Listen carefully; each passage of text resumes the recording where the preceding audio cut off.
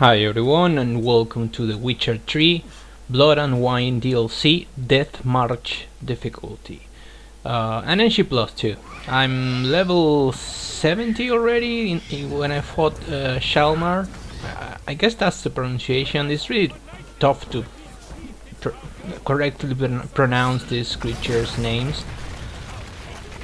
Yeah.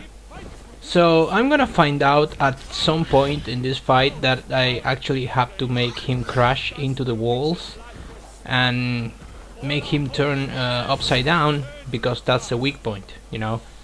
How was it? Hit the creature's weak point for maximum damage. That's the advice that I can give you.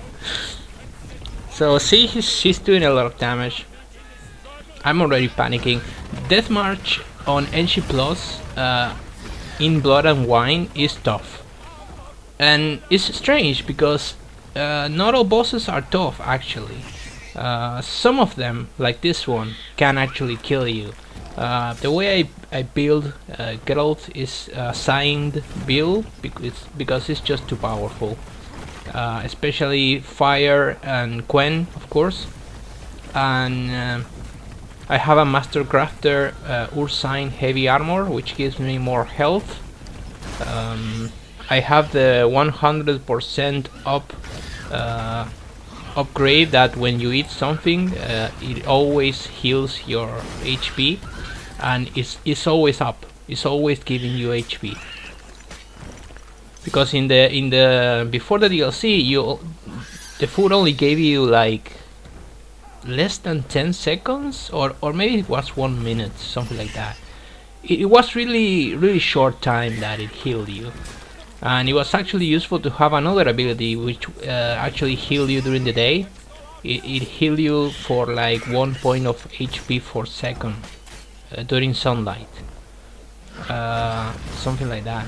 But now I don't have that because this ability is just too strong. Having just eating something and having it constantly regain your HP from it is just too good. And later I'm gonna gain other abilities, which are going to be infused in my sword and in my armor, which is gonna make this build even more tough to kill. Which is why I was going to mention that not all bosses are hard to kill, and even normal enemies. I'm gonna talk about spoilers about Blood and Wine, because even though this DLC released a few months ago, which was 3 or 4 months ago, Witcher 3 released like a year ago. I think it was the game of the year. I'm not entirely sure. I mean, yeah, it was, right? Yeah. And it was for me. I think I made a video and actually named this game of I named this game of the year for me, and in a really close call it was Bloodborne, which is really tough to pick between the two, you know. Honestly, I don't know, maybe I would have gone towards Bloodborne, because the package with the DLC, Bloodborne plus the DLC, is such a beautiful game that it's tough to choose. And yes, my friend died here, so this was the first time that I fought him, and I did kill him. So yeah, basically only the bosses that were able to one-shot me was almost exclusively some enemies, like not bosses, only enemies, like the flowers, the fucking flowers that came from the ground that spit at you. That for some reason did tremendous amount of damage to me. So that was really dangerous, and I think they poisoned you too. And in bosses, only Deathlaf, which is the main villain, only Deathlaf was able to one-shot me in a boss fight. That's what I'm talking about.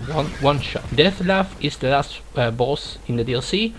He's a high vampire, and he has an attack that it throws bats at you, flying bats, and it doesn't matter if you have Quen on, because the bats actually is like a constant hitbox. I have a strategy to dodge the bats 100% all the time. that you don't even need Quen. So thank you for watching and take care.